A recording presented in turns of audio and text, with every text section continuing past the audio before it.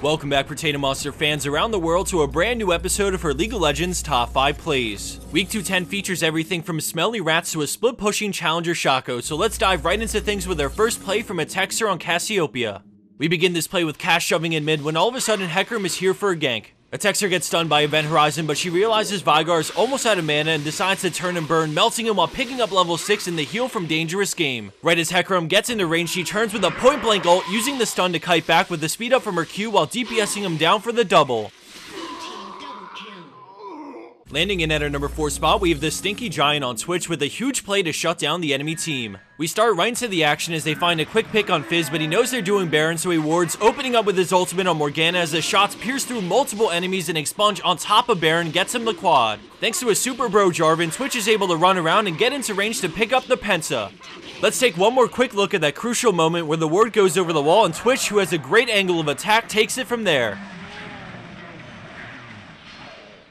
Womboing his way into 3rd place is Phantomless on Gnar with a beastly play to take over a team fight. After randomly chunking Jace out with poke, Gnar and Xerath follow through for the kill as Gnar starts stacking up rage. Once Jace goes down, he starts to move towards the enemy team, catching them grouped up with a hop flash and ult, locking down all 4 players while Xerath's ult rains down. Vayne tries to play the line of sight but ends up getting a boulder to the face, giving blue team the ace and ability to siege up.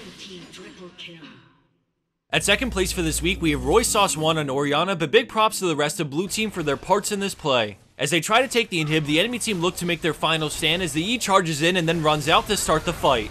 Maokai comes in, but let's keep our focus on Lee Sin and Orianna as we see him kick Maokai, who collides into the players who got shockwaved into Last Breath from Yasuo for the instant quad. Right after the 4 for 0, they're able to push with the Baron creeps to bring this game to an end.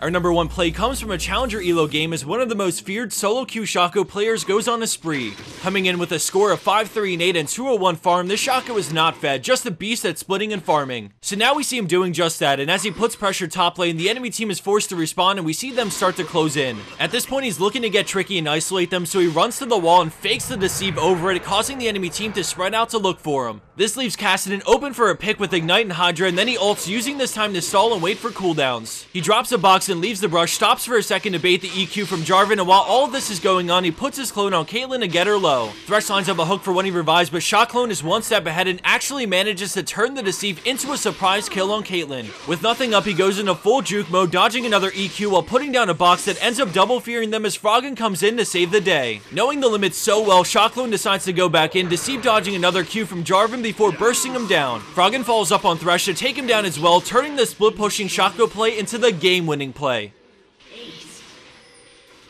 And for the bonus clip of the week, we have an interesting bug from Fatal Anthon Tryndamere, who gets an unexpected double kill because Rito loves a little friendly fire every now and then. As the rest of this plays out, I wanted to give a quick shout out to a site called OpinionOutpost.com. I've mentioned them once or twice in the past, but for those who don't know, it's a free to join website where you give your feedback on things like TV shows and movies to earn points. Once you do it enough, you're able to select rewards that range from Amazon gift cards to straight up cash. It's a pretty sweet website, and as I've mentioned before, I use this site to get PayPal money, which basically turns into RP. I've been using it a lot lately in preparation for when DJ Sona comes out because my wallet's already hurting with all these new skins. I definitely recommend giving the website at least a look, and I'll provide a link to it right down below in the description box. Thanks for watching, everyone. Have a wonderful day, and never trust a Tryndamere.